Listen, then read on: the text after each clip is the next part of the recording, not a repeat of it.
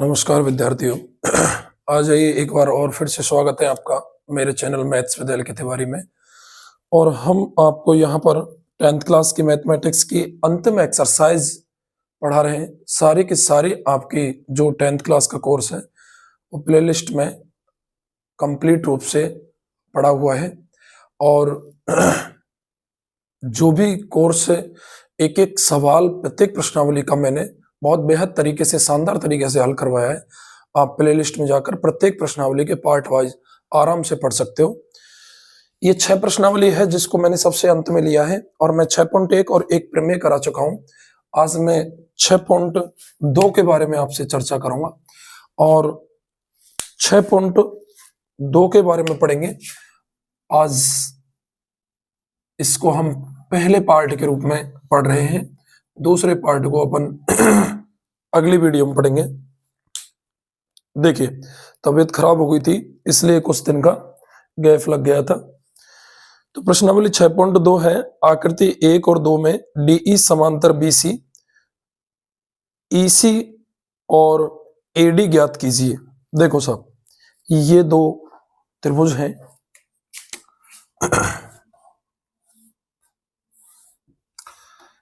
एक साहब ये त्रिभुज है और इन दोनों त्रिभुजों में ये यहां पर ये भी एबीसी है और ये भी एबीसी है। अब साहब यहां पर ये डीई दे रखा है, इसमें भी यहां पर ये क्या दे रखा है, डीई। ये नंबर 1 त्रिभुज है, ये नंबर 2 त्रिभुज है। यहां पर मान दे रखे हैं, देखो इसका 1.5, इसका 3 सेंटीमीटर,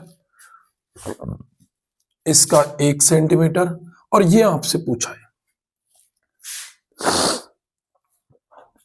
ये 7.2 सेंटीमीटर और ये 1.8 सेंटीमीटर, ये 5.4 सेंटीमीटर और ये आपसे पूछा है।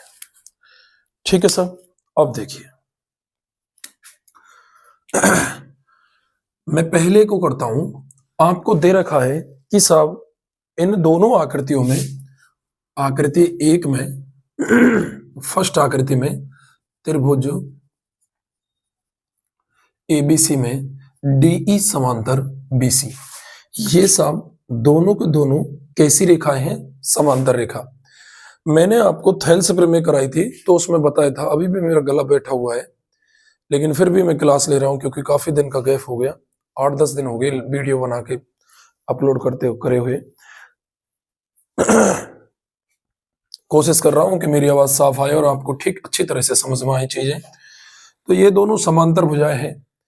मैंने थेल्स प्रमेय बताई थी कि यदि ये समांतर भुजाएं हैं तो इनके अनुपात समान होते हैं, सिद्ध भी किया था हमने। उसका विलोम क्या होता है साहब, विलोम ये होता है कि यदि ये अनुपात बराबर है तो इनकी भुजाएं क्या होती हैं, समांतर होती है। देखिए, तो यहां लिखेंगे अपन थेल्स प्रमेय से। कौन सी प्रमेय से, थेल्स प्रमेय से क्या होगा साहब, एडी अपॉन बीडी का अनुपात एई अपॉन सीई के अनुपात, यानी इसका और इसका अनुपात इसके और इसके अनुपात के बराबर होगा। तो क्या होगा, एडी 1.5, बीडी 3, एई 1 और सीई की जगह अपन सी लिख देंगे। तो साहब ये पॉइंट हटाओ और यहाँ क्या बढ़ाओ, 0, तो 15 दूना 30, ये आ जाएगा आपका सी का मान ज्ञात करेंगे 2 × 1 2 सेंटीमीटर, ये सी का मान आ गया। इसी प्रकार से अपन दूसरे त्रिभुज में, दूसरी आकृति में त्रिभुज एबीसी में अपन ज्ञात करते हैं, तो यहां भी ये भी समांतर है, यानी कि डीई समांतर क्या है, बीसी। तो फिर वो ही थेल्स प्रमेय लगाएंगे। थेल्स प्रमेय से क्या होगा साहब, एडी और बीडी का अनुपात, एडी और बीडी का अनुपात ए और सी के अनुपात के बराबर होगा। देखो, यदि ये भुजा आपको समांतर दे दे तो थेल्स प्रमेय से अपन इनके अनुपात बराबर लिखेंगे, और यदि ये अनुपात बराबर दे दे तो फिर उसके विलोम से इन भुजाओं को क्या लिखेंगे, समांतर लिखेंगे। तो एडी की जो वैल्यू है वो आपसे पूछी है, BD का मान कितना है साहब 7.2, AE की वैल्यू 1.8 और CE का मान कितना है साहब 5.4। पॉइंट से पॉइंट कटा 18 से कट जाएगा साहब ये कितनी बार 3 बार, और 3 से कितनी बार कट जाएगा साहब 3 दूनी 6 और 3 चौका 12, 2.4। तो AD की जो वैल्यू है वो आ जाएगी साहब 2.4 सेंटीमीटर। आराम से इसी प्रकार के एक सवाल आपसे जरूर पूछा जाएगा बोर्ड की एग्जाम में, तो आप तसल्ली से ढंग से ये जो कैलकुलेशन है ये आ जाए। बाकी ये तो आपकी समझ में आई गई कि साहब ये समांतर तो ये अनुपात बराबर, और ये अनुपात बराबर तो साहब ये दोनों समांतर। आ जाइए आगे।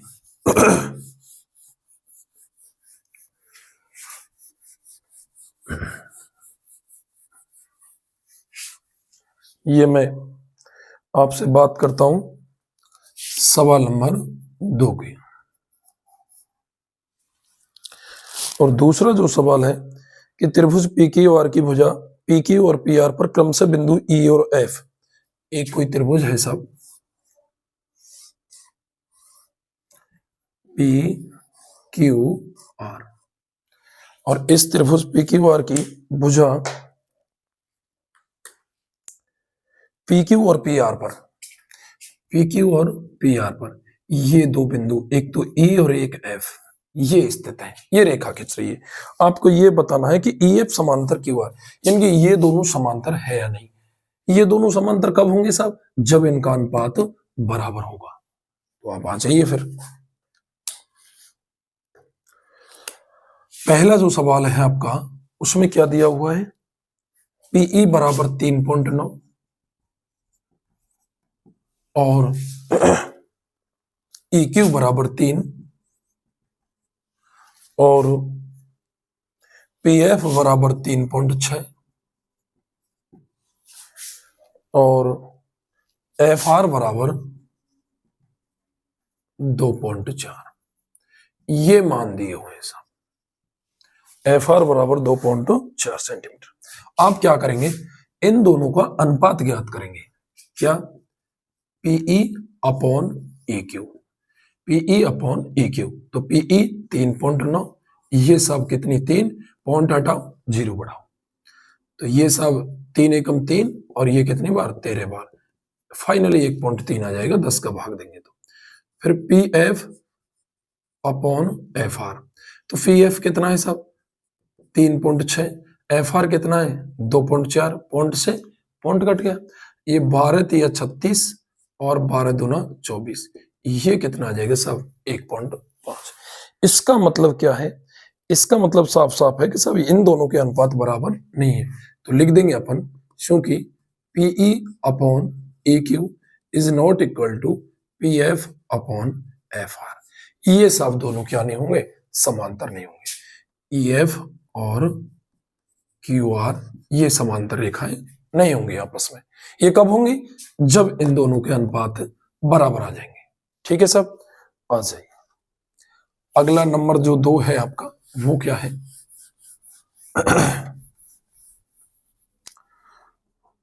दो में भी मान दे रखें PE 4 का, PE 4 centimetre, QE 4.5,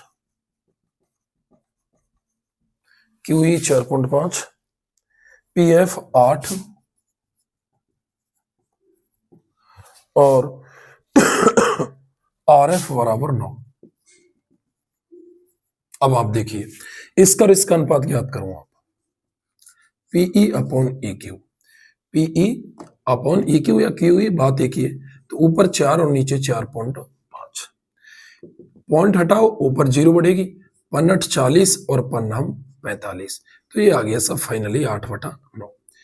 PF upon FR, तो PF कितने की 8 की, FR कितने की 9 की, ये भी 8/9। ये दोनों को दोनों अनुपात आपस में बराबर है, तो लिखेंगे चूंकि PE अपॉन EQ बराबर PF अपॉन FR, अतः जब ये अनुपात बराबर है तो EF समांतर QR। बिल्कुल, कौन से प्रमेय से? थेल्स प्रमेय के विलोम से, थेल्स प्रमेय के विलोम से, ऐसे लिखेंगे यहां, ठीक है। ये विलोम हो जाता है यदि ये भुजा समांतर, और ये भुजा समांतर ये अनुपात बराबर करने तो वो थेल्स प्रमेय हो जाती है। तो ये हो गया आपका सवाल नंबर दूसरा। सवाल नंबर तीसरा देखिए, तीसरा क्या कह रहा है?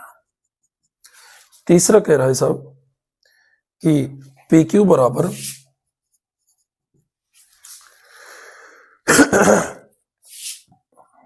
1.28 और पी आर बराबर 2.56 सेंटीमीटर में, और पीई बराबर 0.18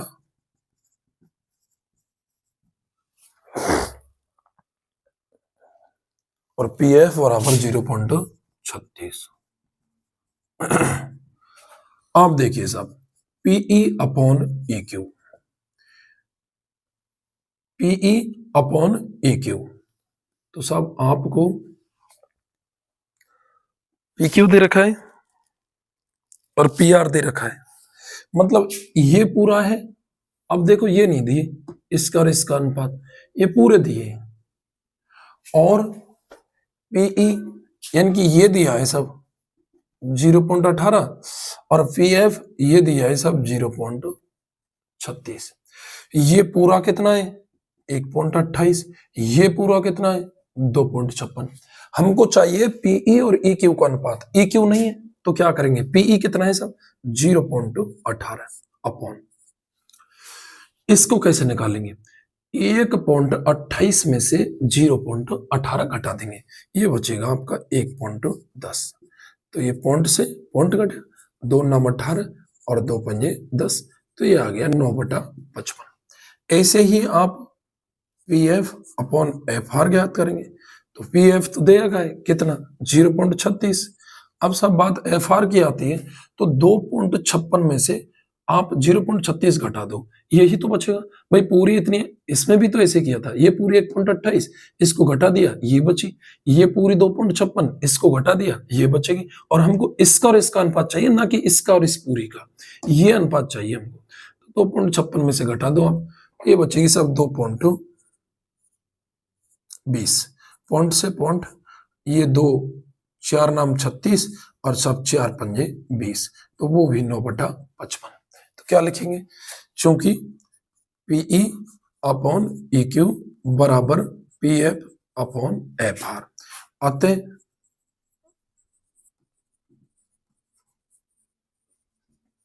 थेल्स प्रमेय के विलोम से ई एफ समांतर क्यू आर, ये दोनों आपस में क्या हो जाएंगे, समांतर हो जाएंगे। ये आपके दूसरे के तीनों सवाल कंप्लीट हुए साहब। अब देखिए आगे अपन तीसरे सवाल को हल करते हैं।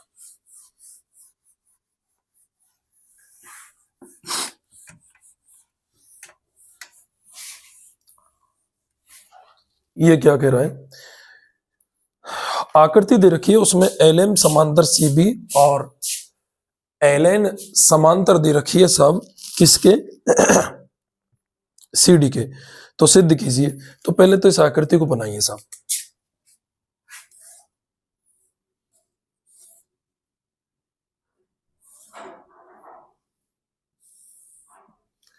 ये है, और इस आकृति में यहां लिख रखा है साहब ए, ये चतुर्भुज है देखो, ए बी सी डी, और ये इसमें ऐसे विकर्ण खींच रखा है, और ये और बना रखे एम एल और ये एन।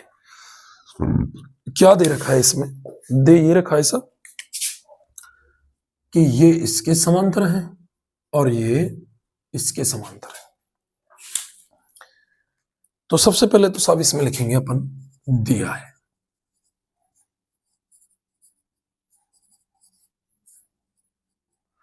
तो 2 त्रिभुज बन रहे हैं वैसे इसमें देखो, चतुर्भुज में यदि हम बीच में विकर्ण खींच दें तो 2 त्रिभुज ही बनते हैं। तो ये तो इसके समांतर है ए बी सी त्रिभुज में, और नीचे वाले त्रिभुज में ए डी सी में ये इसके समांतर है। तो मैं ऐसे लिख दूं त्रिभुज ए बी सी और त्रिभुज ए डी सी में, क्या एल एम समांतर बी सी और एल एन समांतर सी डी, ये इसके समांतर और ये इसके समांतर। सिद्ध क्या करना है साहब, हमको सिद्ध करना है कि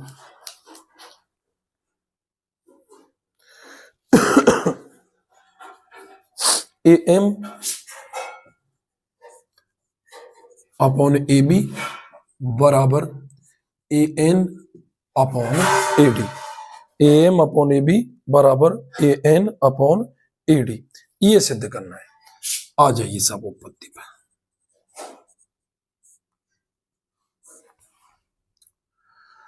मैं क्या कहूं आपसे कि ये ऊपर वाला जो त्रिभुज है, सबसे पहले उत्पत्ति जो अपन सिद्ध करते हैं वो दिया ऐसे लेते हैं। तो इसमें एल एम समांतर बीसी कौन से त्रिभुज में साहब, ए बी सी में। तो पहले इसी को लेते हैं, त्रिभुज ए बी सी में। कौन से त्रिभुज में, ए बी सी में। ए बी सी त्रिभुज में क्या करेंगे साहब, ये दिया हुआ है कि एल एम समांतर बी सी, ये दोनों समांतर है। तो अपन थेल्स प्रमेय से क्या कर सकते हैं, थेल्स प्रमेय से ये कर सकते हैं कि साहब इसका और इसका अनुपात इसके और इसके अनुपात के बराबर होगा। आप चाहे इसके बटे में ये लिख दो, चाहे इसके बटे में ये लिख दो, बात एक ही है। आप कैसे भी लिख दो, चाहे तो इसके बटे में इसको लिख दो, चाहे इसके बटे में इसको लिख दो। आप A M upon M B या फिर B M upon A M ऐसे भी लिख सकते हैं। जैसे मैं अभी इसको ऐसे लिख के देखूं, देखो M B upon A M B upon A M, तो फिर अब इसका पीछे का हिस्सा ही लिखना पड़ेगा। इसका आपने पीछे का, तो ये भी आपको L C upon A L, समीकरण नंबर 1। ये यहां लिखेंगे आप थेल्स प्रमेय से। कौन सी प्रमेय से, थेल्स प्रमेय से। फिर लिखेंगे सब इसी प्रकार, कौन से त्रिभुज में, ए डी सी में। तो उसी प्रकार त्रिभुज एडीसी में क्या होगा, ये दे रखा है एल एन समांतर सी डी, ये दे रखा है। तो साहब आप अनुपात निकालो, ये हो गया N D upon A N बराबर C L upon A L. अब बताइए, इसका और इसका अनुपात इसके और इसके अनुपात के बराबर इन दोनों त्रिभुजों में। तो मैं इन दोनों समीकरणों को देखो, ये भी एल या सी एल या L C upon A L इसके बराबर है, दोनों एक ही चीज के बराबर है। देखो C L upon A L और ये भी C L upon A L, L C C L बात एक ही है। तो आप समीकरण 1 और 2 से क्या लिख सकता हूं, M B upon A M बराबर N D upon A N. ये क्या आ गया, हमको क्या चाहिए कि ए एम इसके बटे में क्या है, ए बी, यानी एम बी नहीं चाहिए। ए एन इसके बटे में क्या है, ए डी, यानी एन डी नहीं चाहिए। ध्यान दीजिए, आपके पास एन डी आया है और एम बी आया है। हमको एम बी से तो ए बी लाना है और एन डी से ए डी लाना है। क्या करेंगे, जब छोटी भुजा से बड़ी भुजा की तरफ चलते हैं तो एक जोड़ देंगे, और जब बड़ी भुजा से छोटी भुजा की तरफ चलते हैं तो फिर एक को घटाते हैं। मैं इन दोनों में से क्या कर दूं, एक घटा दूं। M B upon A M इसमें से भी एक घटा दूं और N D upon A N इसमें से भी एक घटा दूं। तो क्या होगा साहब, ये हो जाएगा, सॉरी बड़ी भुजा छोटी भुजा से बड़ी भुजा की तरफ चलते हैं तो क्या करेंगे, जोड़ेंगे। घटाते तो कब, जब ये ए डी आता अनुपात और हमको एन डी चाहिए था, छोटा चाहिए था। तो ये हो जाएगा M B plus A M का 1 से गुणा होगा अपॉन ए एम बराबर N D plus A N upon A N. ये देखो साहब, अब आप बताओ M B plus A M पूरा ए बी के बराबर नहीं है, बोलो है या नहीं। नीचे क्या है साहब, ए एम बराबर N D plus A N, ये पूरा ए डी के बराबर नहीं है, बटे में ए एन। हमको यही चाहिए, लेकिन कारण क्या है, ए बी नीचे लिखा हुआ है तो इसको बस पलट दो। तो ये ए एम ऐसे लिख दो, इसको बराबर करके A M upon A B बराबर AN अपॉन AD, कोई दिक्कत नहीं है। इसको विपरीत कर देंगे, यही आपको क्या करना था, सिद्ध करना था। ठीक है, ये हो गया। बहुत सिंपल सा सवाल है, आगे आ जाइए। सवाल नंबर 4।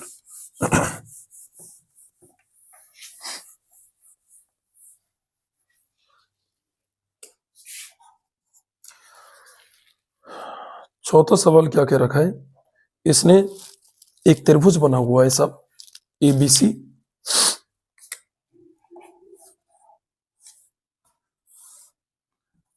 A B और C, और ये जो त्रिभुज है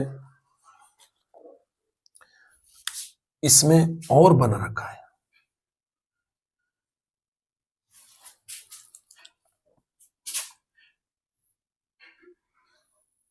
ऐसे, और इसमें लिख रखा है साहब DEF।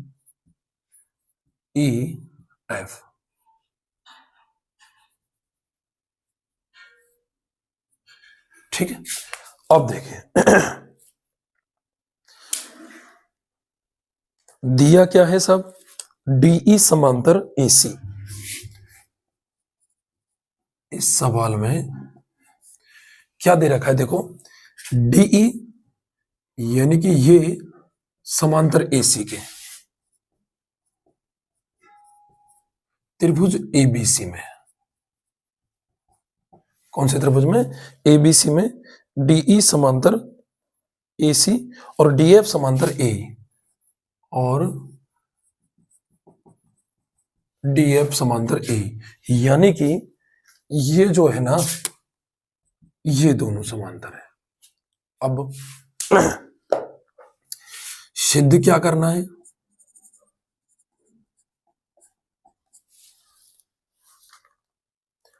सिद्ध करना है साहब कि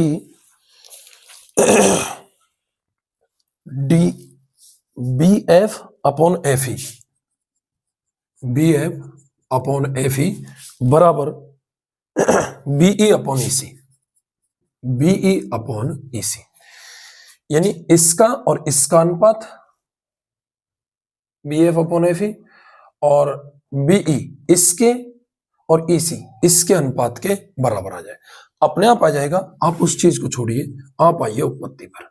ध्यान रखिए, इन जो मैं सवाल करवा रहा हूं ये 3 से लेकर के 3, 4, 5 ये मोस्ट है, लास्ट का एक 9वां 10वां सवाल ये मोस्ट है। इन 4-5 सवालों में से एक सवाल आपको 100% दिखेगा वहां पर। मैं क्या कह रहा हूं, जो दे रखा है उसको लो आप।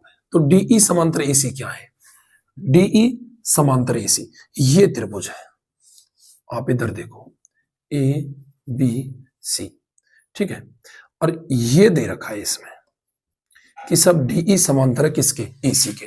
तो मैं लिखूं त्रिभुज ABC में DE समांतर AC, कारण में क्या लिखेंगे, दिया है। तो फिर जब ये दोनों समांतर है तो इसका और इसका अनुपात इसके और इसके अनुपात के बराबर नहीं होगा। कौन सी प्रमेय से, थेल्स प्रमेय से। तो लिख दो BD अपॉन AD बराबर BE upon EC, BE upon AC, समीकरण नंबर 1। बताओ कोई दिक्कत है क्या, कोई दिक्कत नहीं है सर। उसी प्रकार से आपको क्या दे रखा है, DF समांतर A, DF समांतर A, यानी कि अब की बार सब त्रिभुज ये है A, E और B, ठीक है, और यहां ये F और यहां D। अब ये दोनों समांतर है। ये त्रिभुज कौन सा है, ABE में, त्रिभुज ABE में DF समांतर A, DF समांतर A। तो फिर इसका और इसका अनुपात इसके इसके अनुपात के बराबर होगा। कौन सी प्रमेय से, वही थेल्स प्रमेय से। तो AD या फिर मैं अनुपात लिख दूं इसका BD अपॉन AD बराबर BF upon FE, BF upon FE। ये हो गया समीकरण नंबर 2। आप गौर से देखिए, ये भी BD अपॉन AD के बराबर, ये भी BD अपॉन AD के बराबर।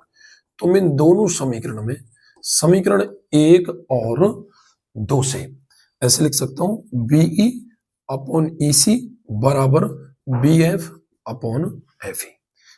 बीई अपॉन ईसी बराबर बीएफ अपॉन एफ ई, यही हमको क्या करना था, सिद्ध करना था।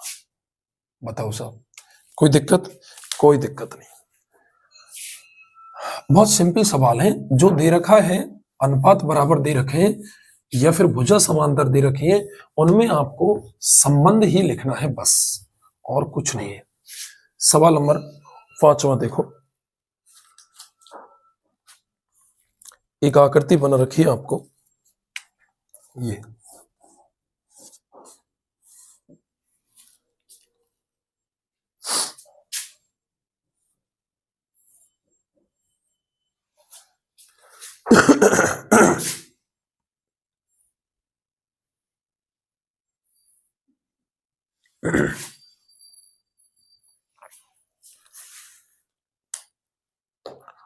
अब देखिए साहब, P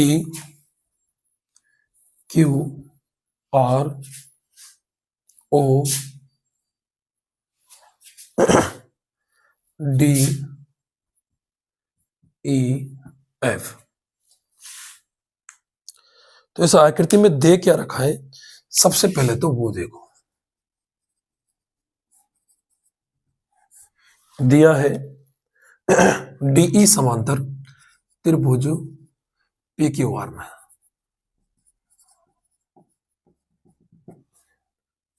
त्रिभुज पी क्यू आर में डीई समांतर ओ क्यू, डीई समांतर ओ क्यू और डीई समांतर डीएफ, डीई समांतर ओ क्यू और डीएफ समांतर है ओ आर के। सिद्ध क्या करना है? सिद्ध करना है सब ई एफ समांतर क्यू आर, ई एफ समांतर क्यू आर। इधर देखिए ये पूरा त्रिभुज है पी क्यू आर, ठीक है। यहां पर आपको दिया है डीई समांतर ओ क्यू, यानी कि आपको ये दे रखा है साहब डीई और ये समांतर ओ क्यू, ये इसके समांतर है, ठीक है। अब ये अलग बन गया, देखो त्रिभुज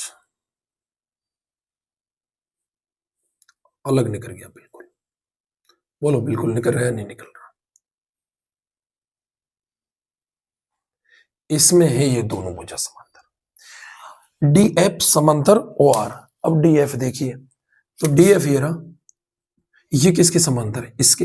ये भी त्रिभुज अलग ही आ गया साहब, ठीक है। ये तो इसमें उभयनिष्ठ हो गई, तो ये एक अलग त्रिभुज है, ये एक अलग त्रिभुज है, ये इसके समांतर है और ये इसके समांतर है। अब साहब सीधी सी बात है, ये समांतर है तो इसके और इसके अनुपात बराबर, और ये समांतर है तो इसके और इसके अनुपात बराबर। तो बस कर दो, लिख दो तो मैं क्या बोल रहा हूं? मैं ये बोल रहा हूं साहब, उपपत्ति पे आ जाइए। उपपत्ति पे देखिए कि पहला जो डीई समांतर ओ क्यू है, डीई समांतर ओ क्यू है, ये कौन से त्रिभुज की बात कर रहे हैं अपन? त्रिभुज पी ओ क्यू में, पी ओ क्यू में क्या है? डीई समांतर ओ क्यू, ये दोनों समांतर हैं, तो अपन लिखेंगे थेल्स प्रमेय से। ये दे रखा है हमको, तो सब PE upon E Q, PE upon E Q, इसका अनुपात P D upon D O, इसके बराबर होगा। ये हो गया समीकरण नंबर 1। आगे दूसरे त्रिभुज में पी ओ आर में, इसमें क्या दिया है? इसमें दिया है डीएफ समांतर है ओ आर के, तो ये भी दिया है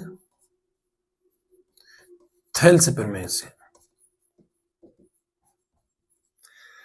P F upon F R. अगर ये समांतर हैं ये दोनों, एक तो ये और एक ये, तो इसका और इसका अनुपात P D upon D O, इनके अनुपात के बराबर होगा। ये हो गया समीकरण नंबर 2। समीकरण 1 और 2 से। देखो बस वही है, आपको ये समांतर देगा, आप अनुपात बराबर कर दो उन्हीं त्रिभुजों में जाकर, अपने आप सिद्ध हो जाएगा सवाल। तो ये भी देखो पीडी अपॉन डी यू, ये भी पीडी अपॉन डी यू, तो ये दोनों बराबर, तो पीई अपॉन ई क्यू बराबर P F upon F R, यानी इसका और इसका अनुपात इसके और इसके अनुपात के बराबर है। तो क्या फिर ये दोनों समांतर नहीं होंगे? गौर दीजिए आप, इसका और इसका अनुपात इसके और इसके अनुपात के बराबर है, तो सब ये तो दोनों समांतर होंगे। किससे? थेल्स प्रमेय के विलोम से। क्या होगा? ई एफ समांतर क्यू आर।